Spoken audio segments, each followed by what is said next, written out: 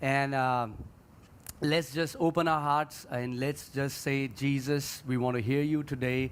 Speak to us this morning. आइए हम अपने दिल को खोलें और यीशु से कहें, हम आपकी आवाज़ को आज सुबह सुनने के लिए उत्साहित हैं और तैयार हैं। Amen. I'm just a postman. मैं केवल एक डाकिया हूँ All right. I have just come to give his message. और आपको उसकी चिट्ठी, उसका संदेश देने के लिए आया हूँ। All right. So come on, let's just pray and then we'll go into the word. तो आइए हम प्रार्थना करें और वचन में जाएंगे। Dear Heavenly Father, प्रिय स्वर्गीय पिता, we come before you in the name of your Son, Jesus. हम आपके सामने आपके पुत्र हमारे प्रभु यीशु के नाम में आते हैं। Papa, we thank you that you are such a loving Papa. धन्यवाद पिता कि आप बहुत प्रेम करने वाले पापा हैं। We open our hearts to receive from your word. हम अपने दिल को खोलते हैं आपके वचन से ग्रहण करने के We लिए। honor your written word. आपके लिखित वचन का हम आदर करते हैं We honor your precious Holy Spirit. और आपके कीमती पवित्र आत्मा का हम आदर करते हैं। Father, I pray that you would speak personally to everyone who is watching this service. तो हम प्रार्थना करते हैं कि आप हर एक से व्यक्तिगत रूप से बात करें जो कोई हमारे साथ आज जुड़ा है। Father, I pray that let everyone may walk under an open heaven. और पिता हर कोई एक खुले हुए स्वर्ग के नीचे चलने पाए, उसका In अनुभव करने Jesus' name. पाए यीशु के नाम में। Amen. Amen. All right, so the word that I want to share today is living under an open heaven. और जो वचन मैं आज आपको देना चाहता हूँ वो है एक खुले हुए स्वर्ग के नीचे रहना। Amen. Now, I know some of the people would say that, what does it even mean, living under an open heaven? और मैं जानता हूँ कई लोग ये सवाल करेंगे कि इसका अर्थ क्या है कि खुले स्वर्ग के नीचे जीना। Are we not already seated with Christ Jesus in the heavenly places? क्या हम पहले से ही मसीह के साथ उस स्वर्गीय स्थानों में नहीं बैठाए गए? So why do we need to be under open heaven when we are already seated in heaven? तो फिर हमें खुले स्वर्ग के नीचे रहने की क्या ज़रूरत है जब हम स्वर्ग में पहले से बैठे हैं? Okay, so for that you need to understand that humanity was always designed for heaven on earth.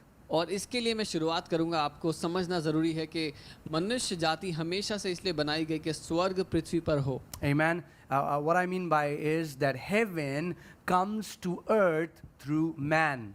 मेरा ये कहने का अर्थ है कि स्वर्ग पृथ्वी पर मनुष्य के द्वारा आता है। Man is supposed to be the bridge between the spiritual realm we call heaven and the physical realm we call earth.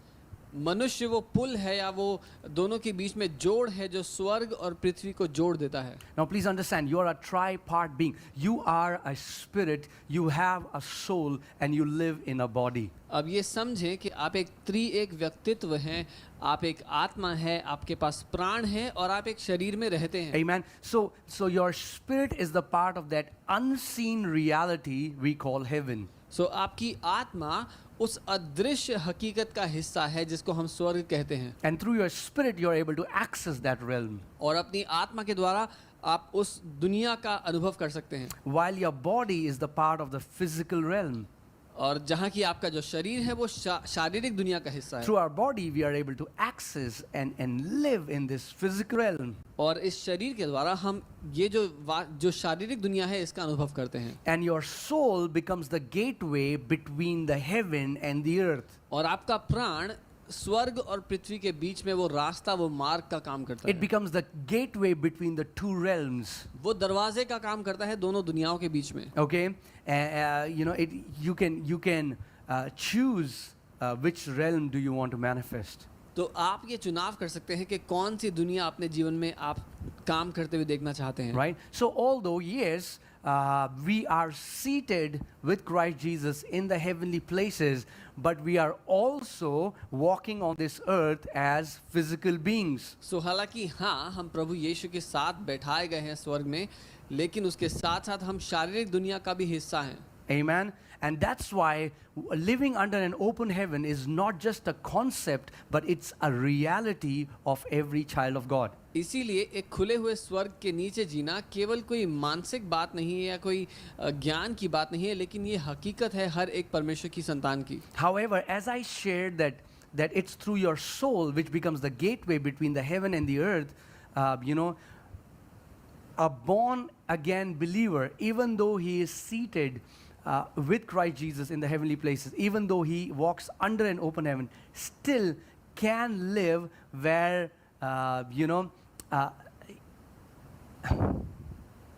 if I can say it this way, where he is not able to access what God has already provided for that person. और हालांकि परमेश्वर के संतान होने के नाते वो खुले स्वर्ग के नीचे आप जी रहे हैं और यीशु के साथ स्वर्गीय स्थानों में बैठाए गए हैं, लेकिन फिर भी ये संभव है कि अपने प्राण के कारण कोई व्यक्ति उस हकीकत का अनुभव ना कर पाए, उसका आनंद ना ले पाए जो हमारे साथ हो चुकी है. See, that's what many believers don't understand. They think because a promise is there in the Bible, it will automatically work in my life.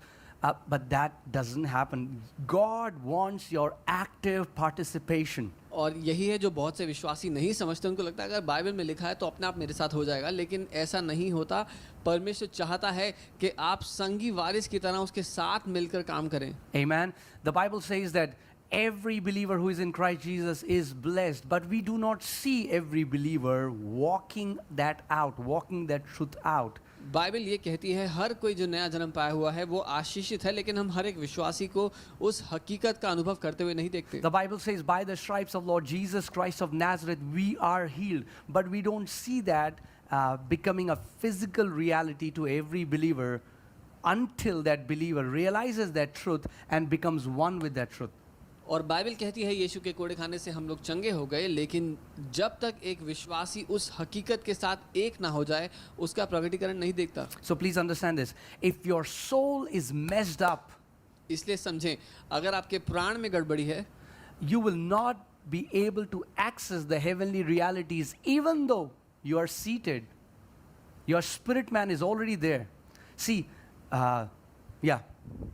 अगर आपके प्राण में गड़बड़ी है तो हालांकि आप यीशु के साथ स्वर्ग में बैठाए गए हैं, फिर भी उस हकीकत का अनुभव नहीं कर पाएंगे. See, in your spirit man, the work has been done. Your spirit is already one with the Spirit of God. However, it is through your soul that reality manifests in the physical realm.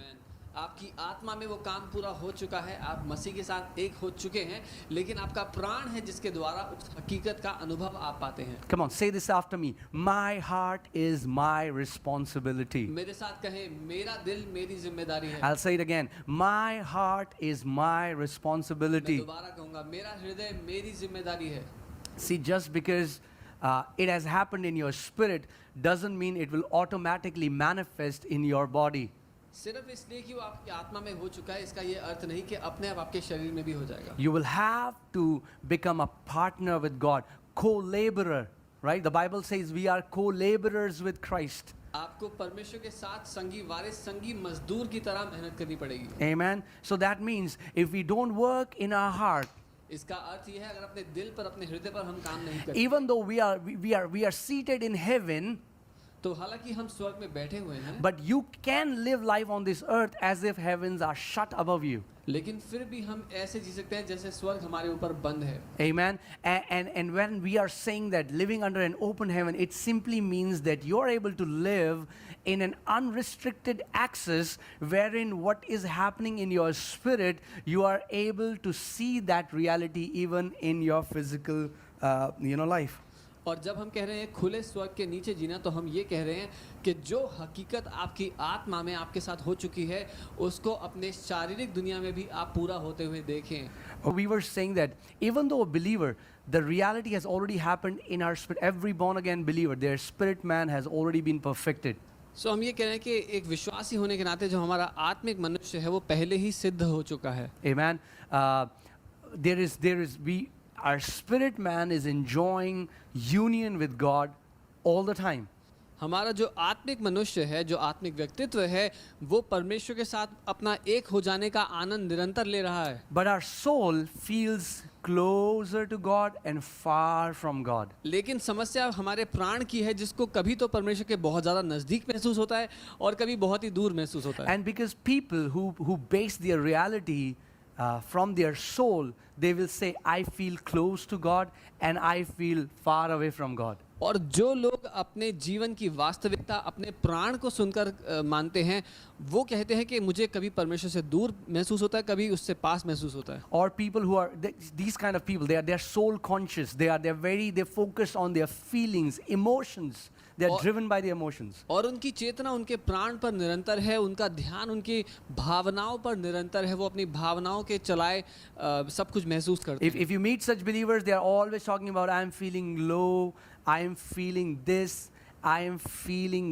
that their entire reality is born out from their emotions. अगर आप इन विश्वासियों से मिलेंगे तो वो आपको बताएंगे कि वो कमज़ोर महसूस कर रहे हैं भावनाओं में, वो दूर महसूस कर रहे हैं परमेश्वर से, क्योंकि वो अपनी भावनाओं से अनुभव कर रहे हैं। Right? They are soul conscious. वो अपने प्राण के लिए अवचेतन हैं। Now, there are many Chetan. believers who are very body conscious. बहुत से विश्वासी हैं जो अपने शरीर के लिए चेतन हैं, उनका ध्यान उनके They शरीर will पर है। always focus on the symptoms, or they are always, their entire life is about their body. और उनका सारा ध्यान उनके शरीर पर है, उनके शरीर में क्या लक्षण हैं उस पर है, उनके शरीर का क्या हाल है उस पर है। Amen.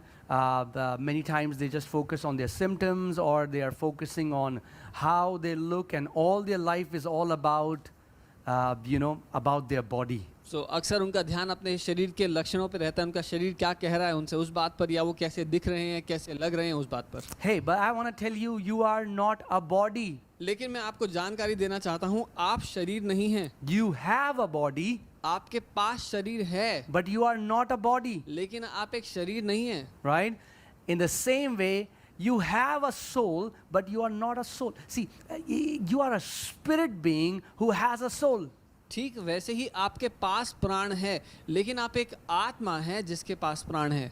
Amen. When God speaks to you, God speaks to your spirit man. He doesn't talk to your soul. He doesn't talk to your body. जब परमेश्वर आपसे बात करता है तो वो आपकी आत्मा से बात करता है, वो आपके प्राण या आपके शरीर से बात नहीं करता। That's why the Bible says in 2 Corinthians 5:17, if any man is in Christ Jesus, he is a new creation. All the old things have passed away. इसीलिए दूसरा कुरिन्थियों 5:17 बाइबल कहती है, जो कोई मसीह में है वो एक नई सृष्टि है, सारी पुरानी बातें बीत चुकी But let हैं। me ask you, when a person gets born again, did anything change in your body? लेकिन मैं आपसे सवाल करता हूँ, जब आपने नया जन्म पाया, आपके शरीर में कुछ बदल गया क्या? No change. नहीं, कुछ नहीं We बदला। look exactly the same. आप बिल्कुल वैसे ही दिखते Our थे। height is the same. हमारा कद, Our काठ, weight remains the same. हमारा वजन, The way we look remains the same. हम जैसे दिखते हैं वैसा So ही रहा। nothing changes in our body, सो शारीरिक रूप से कुछ नहीं बदला। right? If you see our soul, many times a person gets born again, but they feel the way they were feeling all the time. They have the same kind of knowledge. Nothing changes in our soul. लेकिन जब आपने जैसे ही आपने यीशु को ग्रहण किया, आपके प्राण में कुछ नहीं बदला, आपकी भावनाएं वैसी ही थी, आप वही महसूस कर रहे थे जो पहले करते थे। आपको जो ज्ञान मालूम था मसीह में आने से पहले, वही मालूम था मसीह को ग्रहण करने के समय में भी। But in your spirit man, everything changed, and it became brand new. लेकिन आपकी आत्मा में सब कुछ नया हो गया और वो एकदम नई हो गई। Amen. So, if you want to live under an open heaven, if you want to live unrestricted from this reality, you will have to live from the reality of your spirit, and not from your soul, and not from your body. इसीलिए अगर आप एक खुले हुए स्वर्ग के अनुभव के अधीन रहना चाहते हैं, अगर आप बिना किसी सीमा के वो आत्मा का जीवन अनुभव करना चाहते हैं, तो उस आत्मा की हकीकत के साथ आपको एक होना पड़ेगा। Come on, say this after me. I am not a body. मेरे साथ कहें, मैं एक शरीर नहीं हूँ। I am not a body. मैं एक शरीर नहीं हूँ। I am not a soul. मैं प्राण नहीं हूँ। I am a spirit being. मैं एक आत्मा हूँ। I am a spirit. मैं एक आत्मा हूँ। And my spirit is united with the spirit of God. और मेरी आत्मा परमेश्वर की आत्मा के साथ एक हो चुकी है। My spirit enjoys unhindered union with my Father. मेरी आत्मा मेरे पिता के साथ अब हमेशा के लिए एक हो जाने का आनंद ले रही There है। is no separation between me and my Father. मेरे और मेरे पिता के बीच में कोई फासला नहीं है, कोई अलगाव का कारण नहीं है। Amen. So we live from the reality which has happened from our spirit man. तो हम उस हकीकत से जीते हैं जो हमारी आत्मा के साथ हो चुकी है। But please understand this. लेकिन कृपया Because समझें, everything flows from your heart. The Bible says, guard your heart, because out of it flows the issues of life. क्योंकि सारी बातें आपके दिल से पैदा होती हैं, आपके दिल से होकर निकलती हैं। बाइबल कहती है अपने दिल की सुरक्षा करो, क्योंकि उसमें से जीवन की सारी बातें निकलती हैं। If you don't guard your heart, अगर अपने दिल की सुरक्षा नहीं if करेंगे, you allow garbage, all the wrong things, bitterness and offense and hatred and competition and jealousy and pride, if you let those things affect your heart, अगर वो सारी गंदगी कूड़ा करकट अपने हृदय में जाने देंगे, सारा कड़वाहट, नाराजगी, ईर्ष्या, चुगली, जलन, बुराइयां, वो सारी बातें अगर अपने दिल में जाने देंगे, it kind of becomes a blockage in your heart, and the kingdom that is in you is not able to flow outside. You don't see that reality in the flesh. तो हमारे हृदय के लिए वो एक रुकावट की तरह काम करता है, और वो स्वर्ग का राज्य जो हमारी आत्मा में छुपा बैठा है, हमारे प्राण के जरिए इस शारीरिक दुनिया में दिखाई नहीं देता। So please hear carefully what I'm about to say. ध्यान से सुनना जो मैं कहने वाला हूँ। In salvation, you did nothing. उद्धार के लिए आपने कुछ नहीं It किया, is all God who did it. परमेश्वर ने संपूर्णता कर But दिया now वो God करने says, hey, I want you to work out your salvation. I want you to bring out what I have deposited in your spirit. वाला। लेकिन अब परमेश्वर अपने वचन में आपसे कहता है कि मैं चाहता हूं कि तुम अपने उद्धार को काम करके बाहर लेकर के आओ, वो जो मैंने तुम्हारे अंदर जमा कर दिया उसको बाहर लेकर के आओ अपने अंदर से। Amen. Now the Bible tells us to renew our minds. God won't do it for us. God didn't say that I will renew your mind. God said, hey, now you renew your minds. Bible हमसे कहती है कि अपने मनों को नया करो। Bible ये नहीं कहती, परमेश्वर ये नहीं कहता कि मैं तुम्हारे मन को नया करूंगा, लेकिन हमें कहा गया कि अपने मनों को नया करें। That's how it's co-laboring, it's partnering. God did whatever He had to do in our spirit. Now He says, I will help you, and now you work with me to bring what is in you. The kingdom, this invisible kingdom, this heaven that is in your spirit, you need to bring that heaven out from your soul into your physical reality. और यही अर्थ है संगी मजदूर होने का। वो हकीकत जो आपकी आत्मा में पिता ने जमा कर दी है, उसको अपने प्राण और अपने शरीर में लेकर के आना, परमेश्वर के साथ मिलकर काम करते हुए। Amen. Come on, let's see a scripture. Luke chapter 17 verses 20. आइए हम लूका उसका 17 अध्याय और 20वीं आयत देखते Luke हैं। 17:20. Now when he was asked by the Pharisees when the kingdom of God would come, he answered them and said, the kingdom of God does not come with observation. जब फरीसियों ने उससे पूछा कि परमेश्वर का राज्य कब आएगा, तो उसने उनसे उत्तर दिया कि परमेश्वर का राज्य प्रकट रूप से यानी कि देखने के तरीके से नहीं आता। Nor will they say, see here or see there, for indeed the kingdom of God is within you. और 21वीं आयत, और लोग यह ना कहेंगे कि देखो यहाँ है या देखो वहाँ है, क्योंकि देखो परमेश्वर का राज्य तुम्हारे अंदर, तुम्हारे बीच में है। Right? So Jesus is saying this kingdom of God, so every born again child of God carries this kingdom of God in their spirit. सो यीशु ये कह रहे हैं कि अपनी आत्मा में हर कोई नया जन्म पाया हुआ विश्वासी वो राज्य लेकर के चलता है। Right? But it is through your soul you are able to manifest it in the physical reality. लेकिन आपके प्राण के जरिए आप उस राज्य को जो आपके अंदर छुपा हुआ है इस शारीरिक हकीकत में पैदा करते हैं, लेकर के आते हैं। Amen. So is it possible that a born again believer who already carries the kingdom of heaven in his spirit is not able to manifest it outside in the physical? तो क्या यह संभव भी है कि एक नया जन्म पाया हुआ विश्वासी जिसके अंदर परमेश्वर का राज्य है वो उसको शारीरिक दुनिया में ना ला पाए? Absolutely yes. बिल्कुल संभव है ऐसा। It's if your mind is not renewed, अगर आपका मन नया नहीं होगा, if your mind allows all those bitterness and all these things in your heart, it kind of blocks the kingdom to flow through you.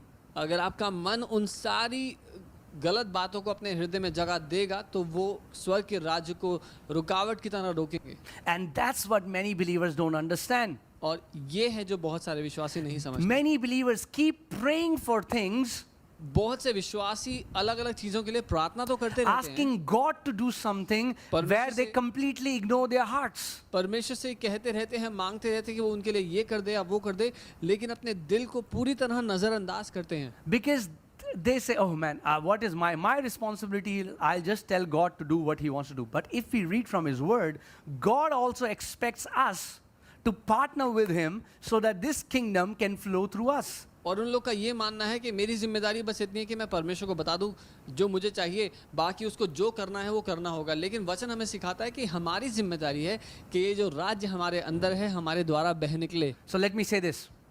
Your choices and your decisions matter. तो मैं ये कहूँगा आपसे कि आपके चुनाव और आप क्या निर्णय लेते हैं वो बहुत महत्वपूर्ण है। You know, some people say, Pastor, can you pray that I'll grow in Christ? और कई लोग कहते हैं पास्टर आप प्रार्थना करेंगे कि मैं मसीह में बढ़ूं. No, no. If you want to grow in Christ, you will have to choose. I will read His Word. You will have to make a decision that I will renew my mind with the Word of God. You'll have to make a decision that I will choose Christ every day. I will make a choice to spend time with Him. लेकिन अगर आप मसीह में सयाना होना चाहते हैं, बढ़ना चाहते हैं, तो आपको निर्णय लेना पड़ेगा, चुनाव लेना पड़ेगा कि आप रोज उसके वचन में समय बिताएं, उसकी उपस्थिति में आप समय बिताएं. Amen. It won't happen that you went to different 10,000 pastors and say, pray for me that I will grow in Christ. No, growing, for a child to grow, he has to feed, he has to eat the food. In the similar way, if you want to grow in Christ, you will have to eat the words of Christ. So ऐसा नहीं है कि अगर कोई व्यक्ति 10,000 पासवान के पास जाकर के प्रार्थना कराए कि मैं मसीह में बढ़ना चाहता हूँ, उससे नहीं होगा. लेकिन बढ़ने के लिए एक बच्चे को खाना पड़ता है, और वैसे ही आपको परमेश्वर के वचन को खाना पड़ेगा. Amen. See, so many people live so, I'm talking about believers. They live so carefree, not caring about their choices, and in the end, they will blame God for it. और बहुत से मसीह, मैं मसीहों की ही बात कर रहा हूँ, वो एक ऐसा जीवन जीते जहाँ पर उनको परवाह नहीं होती कि वो क्या निर्णय ले रहे हैं, और जब बाद में कुछ खराब होता है तो उसका दोष वो परमेश्वर पर डालते हैं. So many believers will go out, marry anybody, even marry a person who is not in faith, and then they will later say, why did God do this for me, when their married life becomes a mess? Hey, don't blame God for your stupid choices. और बहुत से विश्वासी लोग जाकर के एक ऐसे व्यक्ति से शादी करते हैं जो उनकी तरह विश्वास में नहीं है, और वो उनके विरोध में जब शादी होती है और जब उनकी विपरीत परिस्थिति होती है तो वो कहते हैं परमेश्वर ने मेरे साथ ऐसा क्यों किया. परमेश्वर ने ऐसा नहीं किया, वो आपका गलत निर्णय था. Amen.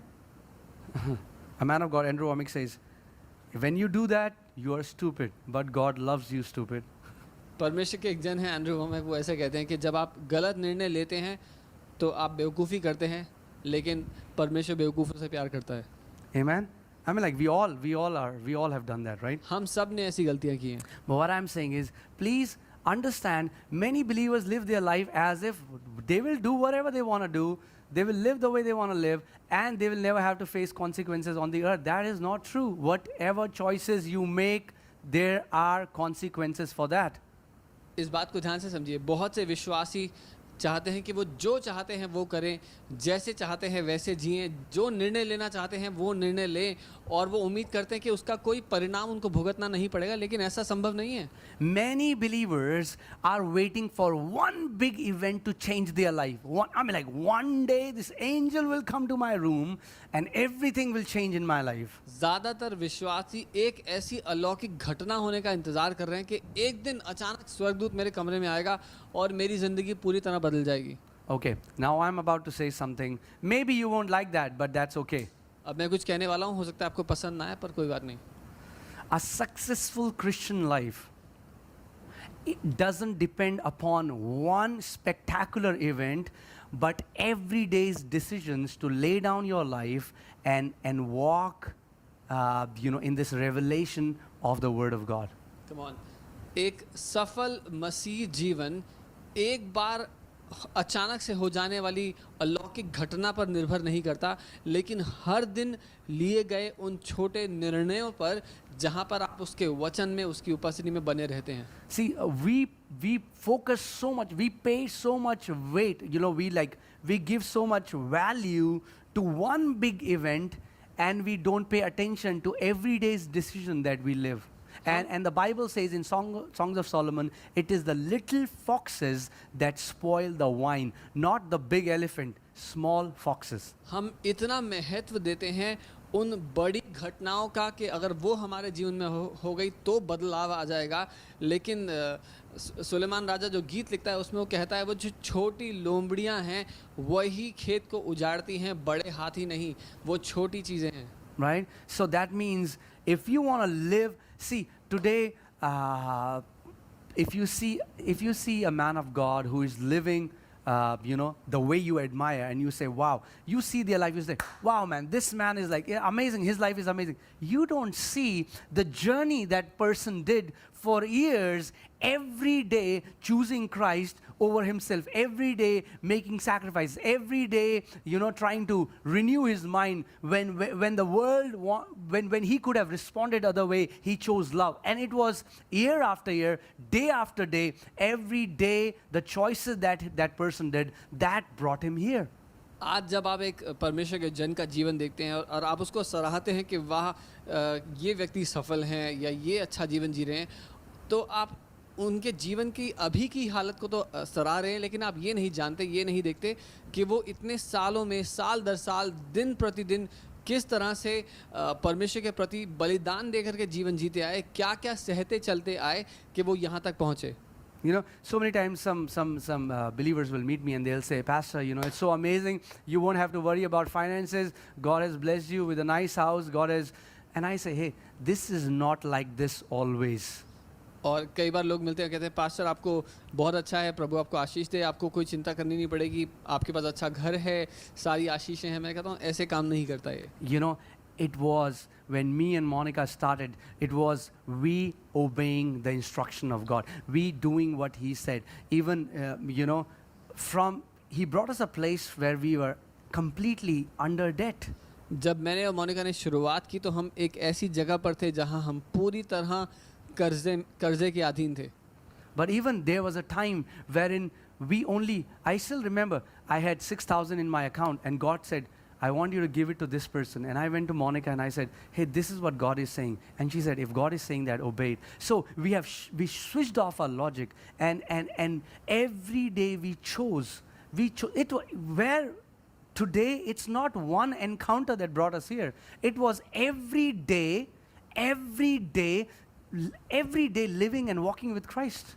और एक समय था जब हम लोग शुरुआत में ही थे और मुझे याद है मेरे अकाउंट में केवल 6,000 रुपये पड़े थे और प्रभु ने कहा कि वो निकाल कर किसी को दें. और मैंने मोनिका से बात की और मोनिका ने कहा अगर प्रभु ने कहा है तो ऐसा ही करें. हर दिन प्रतिदिन हमने वो चुनाव किए, वो निर्णय लिए कि हम उसके अधीन समर्पित होकर बलिदान से जीते रहें. Amen. And even today, think about that. If today we stop living every day, making right decisions, making right choices, walking by the word, this won't sustain.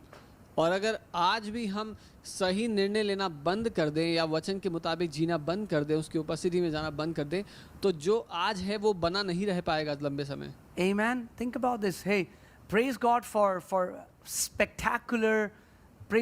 all the spectacular, supernatural events. So मैं ये कहूँगा प्रभु का धन्यवाद हो उन सारी अलौकिक चीज़ों के लिए जो होती हैं हमारे जीवनों में. Amen. But it's not just those one supernatural event that fashion our destiny. लेकिन केवल वो एक अलौकिक घटना नहीं है जो हमारे जीवन के मकसद का निर्णय करती है. Think about Apostle Paul. We say, oh man, Saul had an encounter and he became Paul. Yes, he became Paul, but not Apostle Paul. सोच के देखिए कि हम कहते हैं कि अरे सॉल का ऐसा परमेश्वर के साथ साक्षात्कार हुआ यीशु मसीह के साथ कि वो पॉल बन गया. हाँ, वो पॉल बना, प्रेरित पौलुस नहीं बना. Right? Please hear carefully. Some people are like, man, Saul saw Jesus and he became Apostle Paul. No, sir. He became Paul. His heart got changed. But to become Apostle Paul, there was a training of years. He trained under the Lord. He obeyed. He was a scholar. He put all of that honor, all of that aside, and every day he submitted to Christ, and there was a training for years, and then he became Apostle Paul. लेकिन ऐसा बिल्कुल नहीं हुआ. जब उसका यीशु मसीह के साथ साक्षात्कार हुआ तो वो सॉल से पॉल तो बन गया, लेकिन वहाँ से उसको प्रेरित पौलुस बनने के लिए एक लंबी यात्रा थी जिसका सफ़र उसको तय करना पड़ा. वो सारा ज्ञान जो उसको था, जिसके कारण वो बहुत आदरणीय माना जाता था, वो सारा आदर, सारा ज्ञान एक तरफ छोड़ के उसने अपने आप को बलिदान करके कैसा जीवन जिया कि उस यात्रा को वो ले पाए. Amen. So please understand, if you want to live under an open heaven all the days of your life, you will have to choose to live by your spirit man every day, and that would mean living above reasoning. इसीलिए समझें, अगर आप उस खुले स्वर्ग के नीचे जीना चाहते हैं तो आपको अपने उस आत्मिक मनुष्य पर निर्भर होकर, अपनी इस आत्मिक हकीकत पर निर्भर होकर जीना पड़ेगा. और उसका अर्थ ये है कि अपने तर्क वितर्क, अपने ज्ञान का सहारा ना लेकर जीना. So many times people get envious or jealous of people when they see a successful person. They'll say, इनकी किस्मत अच्छी है. No, it's not about that. We don't see the journey that they did for years. बहुत दफ़ा लोग जब किसी को देखते हैं कि वो सफल है अपने जीवन में तो कहते हैं इसकी किस्मत अच्छी है, लेकिन हकीकत ये नहीं है. हम उनकी यात्रा या उनका सफ़र नहीं देखते जहाँ से वो आए हैं.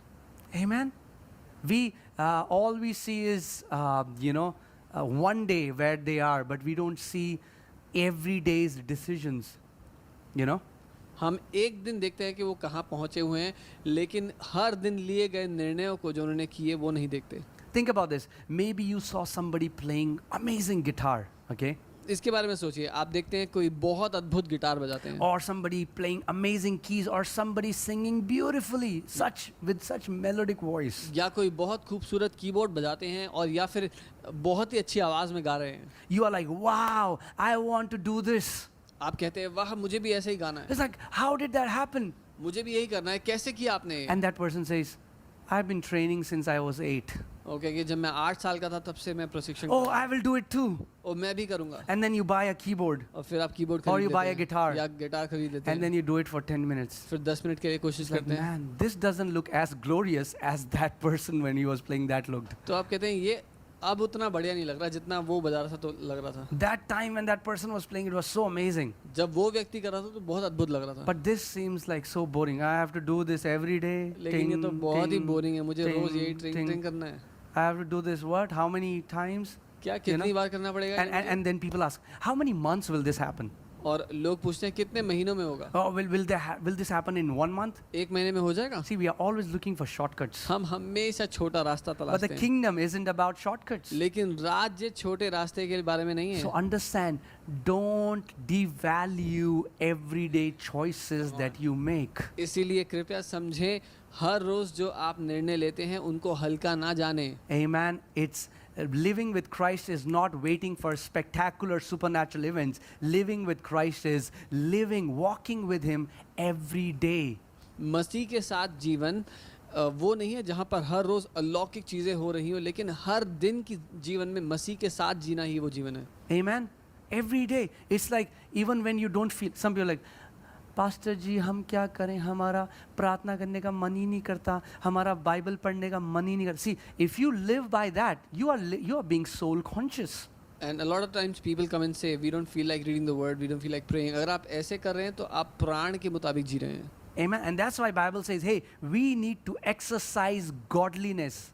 इसीलिए बाइबल कहती है कि जो ईश्वरीय स्वभाव है उसमें हमें जीना है. You know, so many times you see somebody and they have made an amazing physique and they go to gym and you're like, wow, man, I love this person's physique. Hey, what do you do? And then they'll tell you how disciplined they are. They don't eat this and they eat salads at night and they sleep early at night, and then they'll say they don't skip workouts, and then you're like, ah, man, that's hard. See, we want the end result of that journey, but we don't want to take that journey. और कई बार आप देखते हैं किसी ने बहुत अच्छी muscles बनाई हैं, उनसे पूछते हैं कि अच्छा क्या करते हो भाई आप, तो बताते हैं कि मैं ऐसे मैं ये सब नहीं खाता हूँ, मैं यही खाता हूँ, मैं इतने बजे सो जाता हूँ.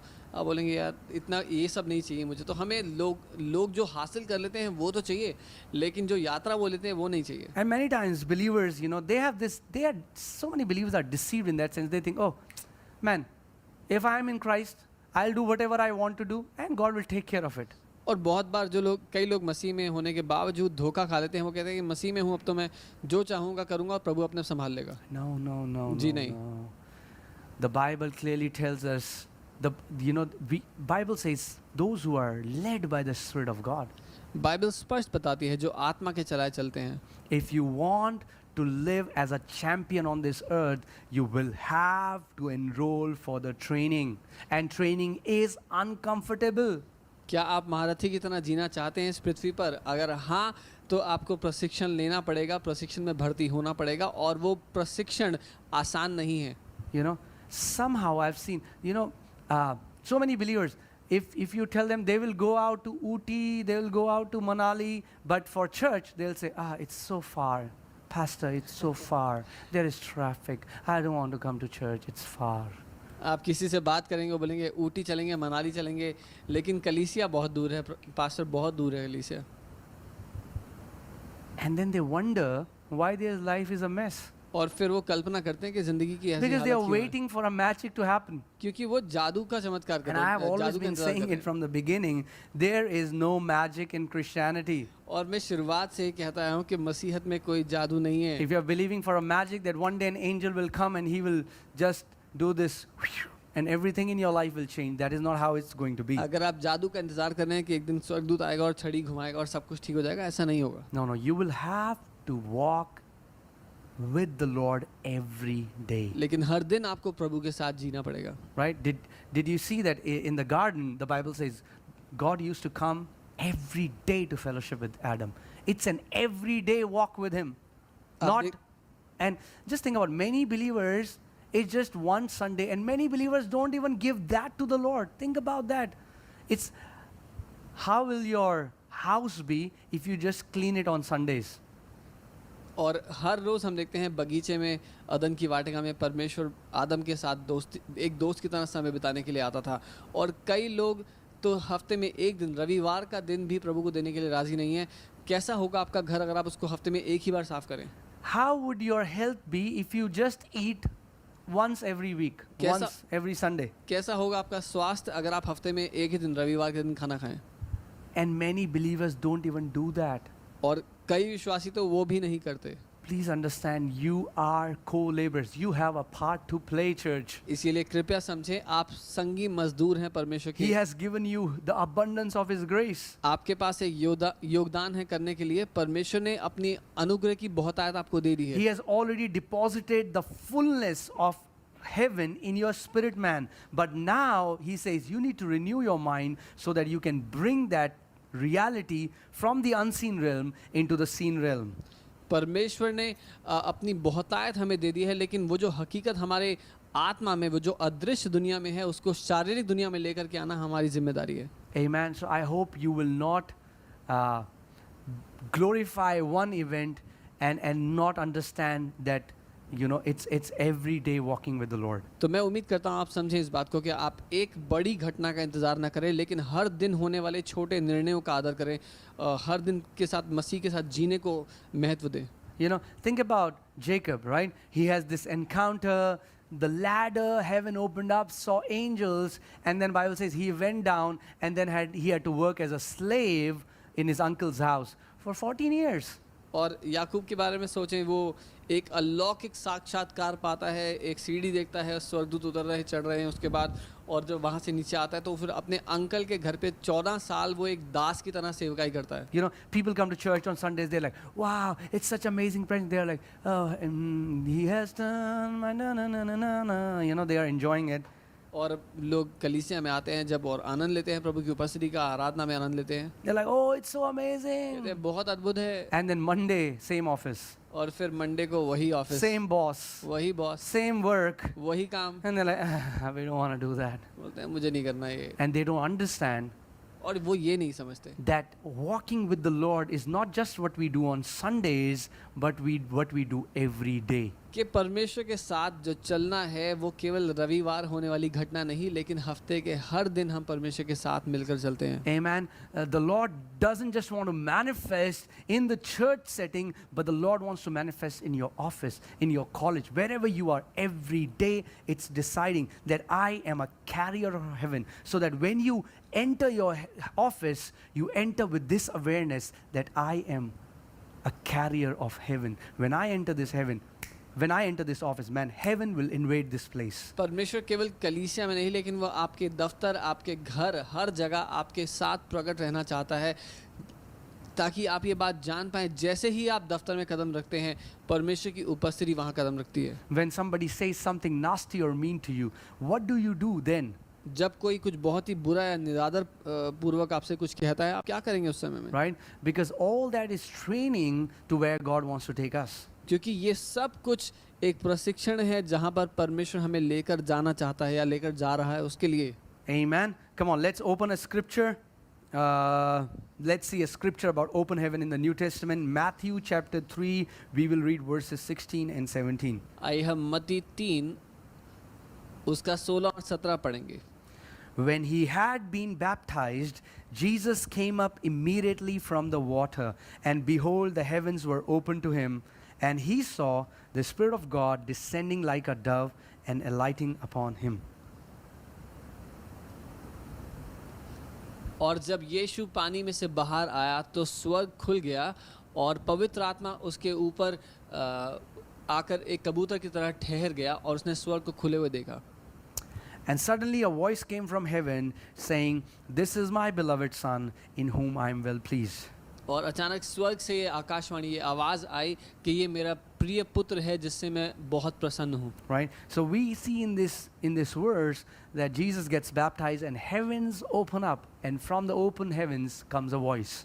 और हम इस आयत में देखते हैं कि जब यीशु का बपतिस्मा होता है तो स्वर्ग खुलता है और स्वर्ग से एक आवाज़ आती है. And that voice says, "This is my beloved Son, in whom I am well pleased." और वो आवाज़ ये कहती है कि ये मेरा प्रिय बेटा है जिससे मैं बहुत खुश हूँ. One of the first thing that comes with open heaven is the establishment of the identity of a son. सबसे पहली बात जो खुले स्वर्ग में आती है वो है आप परमेश्वर के पुत्र हैं, उसकी संतान है. इस बात ये बात परमेश्वर साबित करता है, वो घोषणा करता है. That means if you be spirit conscious, and if you put your soul to where your spirit man is, and if you're aware, the first voice you will always hear is, "You are my son."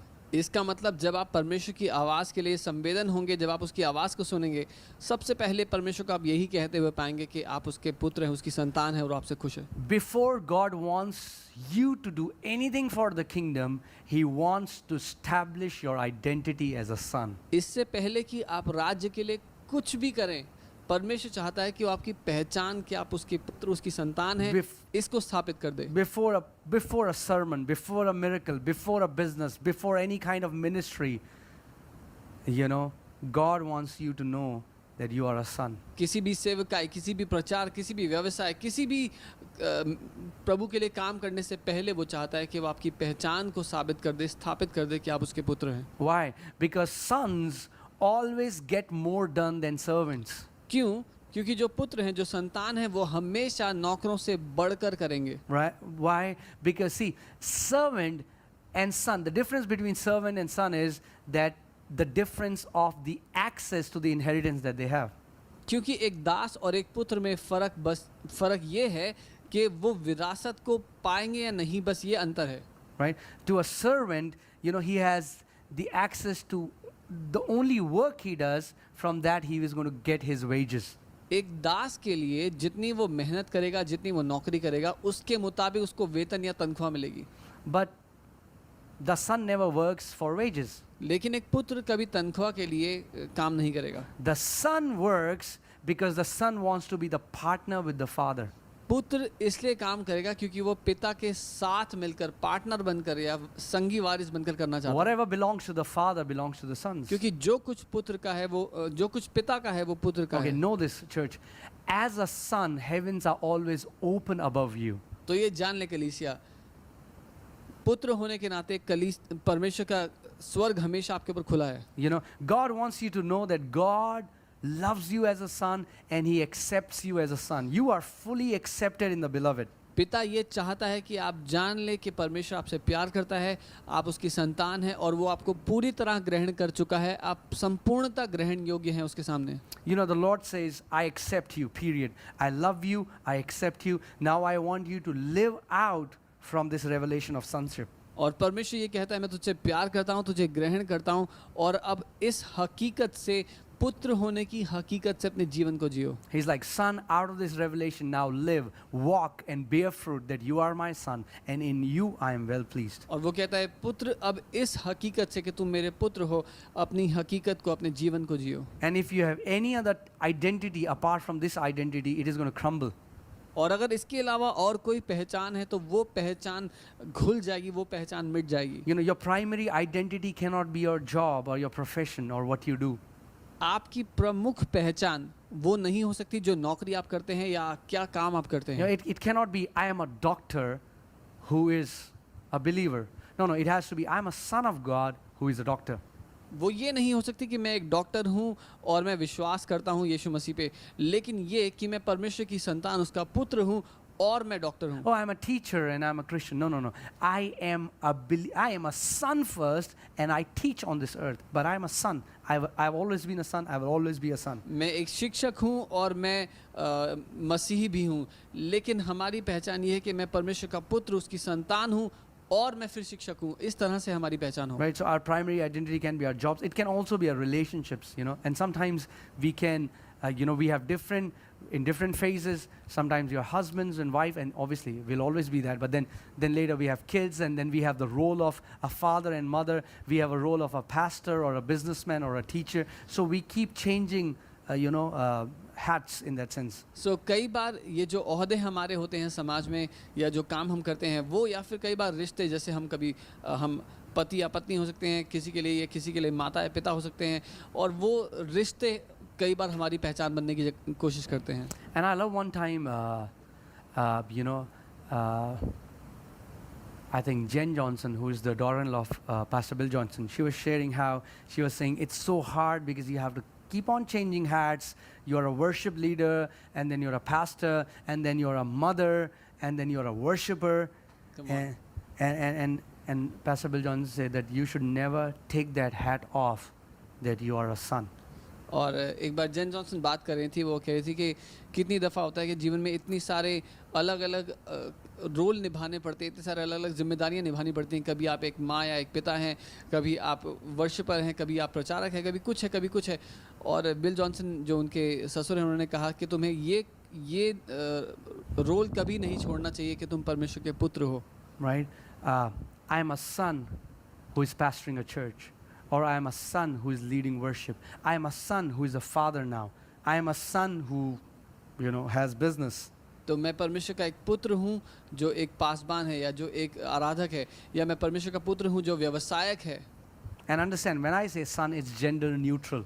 और जब मैं पुत्र कह रहा हूँ तो इसमें मैं स्त्रीलिंग पुल्लिंग दोनों के लिए कह That's रहा why हूँ। Bible never talks about I am a daughter. इसीलिए बाइबल कहीं पुत्री की बात नहीं Because कर there रही is है। one mold, and that is the Son of God, Christ. क्योंकि एक ढांचा है परमेश्वर के पुत्र मसीह यीशु का। The Bible says those who are in Christ Jesus, there is neither male nor female in Christ, but there is son in Christ. You are a son. Bible ये Son is कहती है, nor male nor female. You are a son. Bible ये कहती है कि मसीह में ना ही कोई स्त्री है ना ही कोई पुरुष है, लेकिन एक ढांचा है उस यीशु मसीह का जो पुत्र है, और उसी ढांचे में हम सब बनाए गए हैं। Okay, I'll say this again and then I'll close. Matthew chapter 5:8, it says, "Blessed are the pure in heart, for they shall see God." मत्ती 5 उसका 8 बाइबल कहती है, धन्य है वे जिनके मन शुद्ध हैं क्योंकि वे परमेश्वर को देखेंगे। Right? See, it's because of your heart you're able to access the reality that has already happened in your heart. But if your heart is messed up, you would not be able to access what has already happened in your spirit. अपने दिल की वजह से ही आप उस हकीकत का अनुभव कर सकते हैं जो आपके भीतर, आपके आत्मा में हो चुकी है। लेकिन अगर किसी के दिल में समस्या है तो वो उस हकीकत का अनुभव नहीं कर सकते। Amen. Verse 9 says, "Blessed are the peacemakers, for they shall be called the sons of God." So we are now seeing the functioning of sons. The sons of God are there to reconcile people. So whenever we live in division, whenever we live in offenses, whenever we live in bitterness, jealousy, we are stepping out of our identity as a son, and we are not functioning as a son. और 9वीं आयत कहती है, धन्य है वे जो mail करवाने वाले हैं क्योंकि वह परमेश्वर के पुत्र कहलाएंगे। जब हमारे बीच में विभाजन होता है, नाराजगियां होती हैं, ईर्ष्या, जलन, कड़वाहट, ये सारी बातें होती हैं, तो हम अपनी असली पहचान के मुताबिक, यानी कि पुत्र की पहचान के मुताबिक नहीं जीते, क्योंकि एक पुत्र होने के नाते हम इन सारी बातों से सबको आज़ादी देंगे। See, Matthew 5:9 clearly says that sons of God are the peacemakers. Bible साफ कह रही है मत्ती 5 उसके 9 में कि जो मेल कराते हैं वही परमेश्वर के पुत्र हैं। So if we are not living in this reality, then we are not functioning as a son. Even though we have the title of the son, we are not functioning as a son. तो अगर हम इस हकीकत में जी रहे हैं, तो हालांकि हमारा ओहदा तो है पुत्र होने का, लेकिन हम उसका अनुभव नहीं कर रहे। Right? So don't just live in a title of a son, but live in the function of a son. The sons of God are led by the Spirit of God. The sons of God are peacemakers. तो मैं ये कहूँगा, परमेश्वर का पुत्र होना केवल एक ओहदे की तरह ना समझें, लेकिन वो आपकी पहचान, आपके जीवन जीने का तरीका हो कि आप परमेश्वर के पुत्र हो, इसीलिए आप मेल कराने वाले या रिश्तों को जोड़ने वाले हैं। Amen. So, and I would say, church, every day, you will have to make decisions to live with the Lord, to love, even when you don't feel like, to forgive, even when you don't feel like. See, we don't live by how I feel like, right? If we live by our feelings, man, our life will be powerless life. Come on. और कलीसिया मैं यही कहूँगा कि हर दिन हम जीते हैं अपनी भावनाओं के बलबूते नहीं जी सकते, क्योंकि अगर अपनी भावनाओं पर निर्भर होकर कि हम क्या महसूस कर रहे हैं, हमें कैसा लग रहा है, तो हम एक बहुत ही बुरी दशा में होंगे जीवन में. Amen. Think about Apostle Paul. Every day he writes about, I was in shipwreck. He says, I die daily. Every day he was being hated, persecuted. I don't think like Paul was loving that and he was feeling that, but he was obeying. The Bible says even Jesus as a son was, he was faithful to his father. He was obedient. और लोगों से इतने विरोध के बावजूद, इतनी विपत्तियों के बीच में होने के बावजूद प्रेरित पौलुस उन सारी बातों को अहमियत ना देते हुए उस वास्तविकता पे अहमियत देते हैं जो उनकी आत्मा में हो चुकी है. Amen. And all I would say is that, praise God for big supernatural events that would happen. But, but every day, make a decision. Enroll yourself in the training. तो मैं यही कहूँगा, प्रभु का धन्यवाद हो उन सारी अलौकिक चीज़ों के लिए, उन बड़ी घटनाओं के लिए जो हमारे जीवन में होती हैं, लेकिन हर दिन होने वाले वो प्रशिक्षण के लिए अपने आप को भर्ती करें, उसको जारी रखें. And above everything, guard your heart, because from it flows the kingdom of God. और सारी बातों से ऊपर अपने दिल की सुरक्षा करें, क्योंकि उस दिल से ही, उस हृदय से होकर के सारी की सारी बातें निकलती हैं. If you remember, we are on a journey. On the third day of fasting, the Lord gave us this word, that if we can guard our heart from offenses, if we cannot speak evil for our brothers and sisters, if we cannot be a one who divides the house, but one who reconciles, what you have not seen in the last 6 years, you will see it in the next 6 months.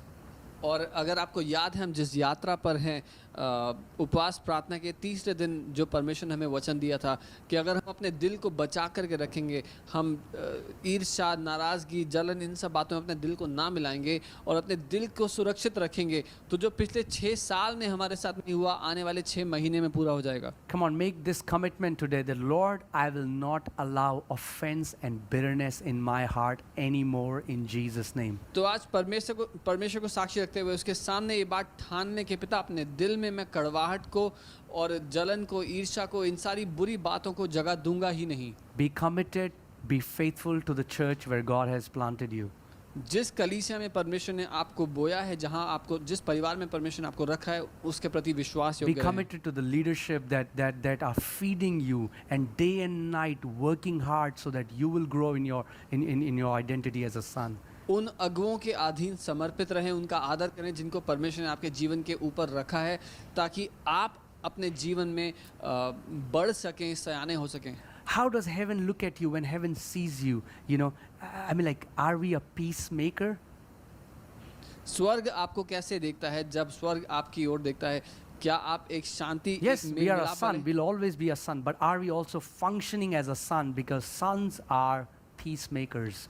हाँ, पहचान से आप परमेश्वर के पुत्र हैं और हमेशा रहेंगे, लेकिन क्या उस पुत्र की पहचान के मुताबिक आप जी रहे हैं? Amen. So, church, I just want to declare this, the word that God gave us on the third day of fasting prayer. If you can guard your heart, if you can not allow bitterness, if you can not allow offense in your heart for next 6 months, after 6 months, you come and tell us what has happened in your life, in your relationships, in your finances, in every area of your life, you are going to see breakthrough. सो कलीसिया में ये कहूँगा, अगर अपने दिल की आप सुरक्षा कर सकते हैं, अगर कड़वाहट को और नाराज़गियों को अपने दिल में, ठोकरों को अपने दिल में जगह ना देंगे और अपने जीवन के आने वाले 6 महीने, अपने जीवन में, अपने आर्थिक हालत में, हर बात में आप वो गवाहियाँ देखेंगे जो आप हमें बताएंगे. Right? And amen. We are going to pray. But also I want to say that,